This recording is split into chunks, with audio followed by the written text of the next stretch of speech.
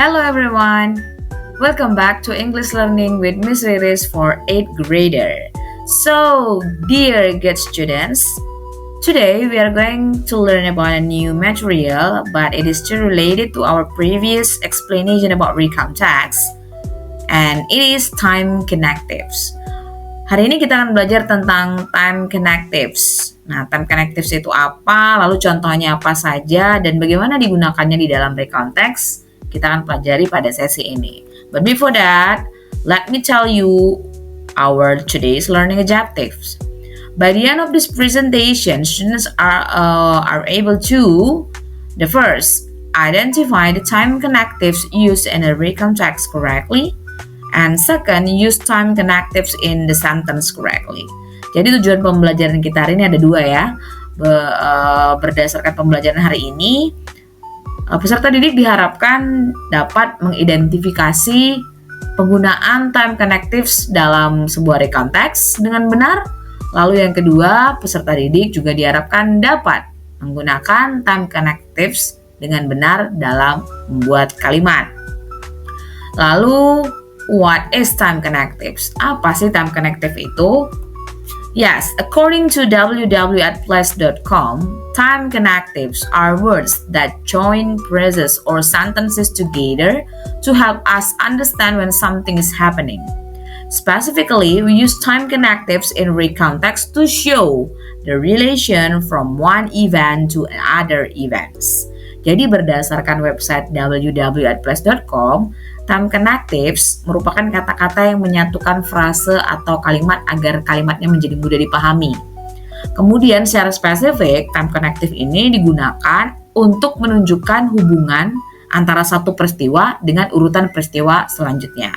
Seperti yang kita ketahui bahwa recontext itu menceritakan ulang urutan peristiwa dari awal sampai yang paling akhir.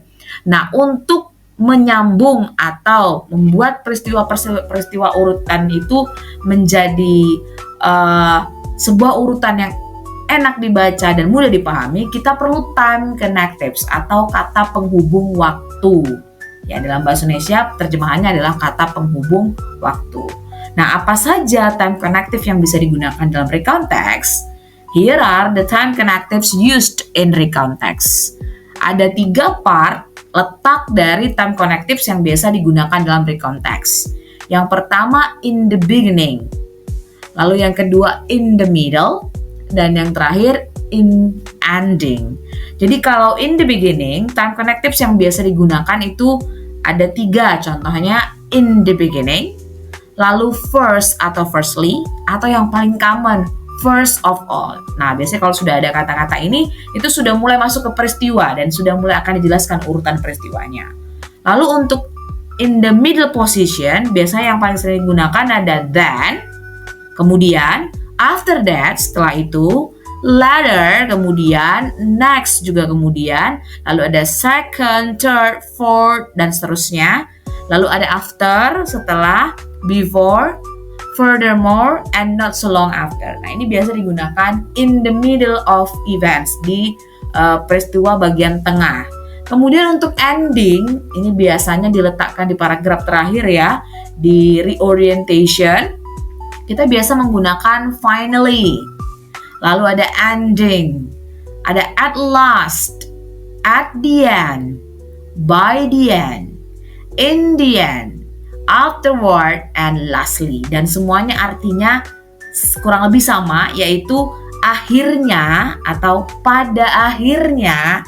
Nah, ini letaknya di ending of the events ya, di akhir dari peristiwa yang dijelaskan.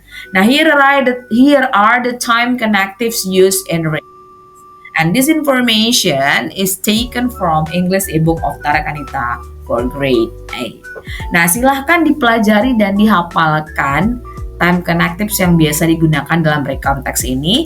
Dan setelah ini nanti akan ada worksheet atau LKPD yang harus kalian kerjakan dan berkaitan dengan connectives ini. So guys, thank you very much for listening to my explanation.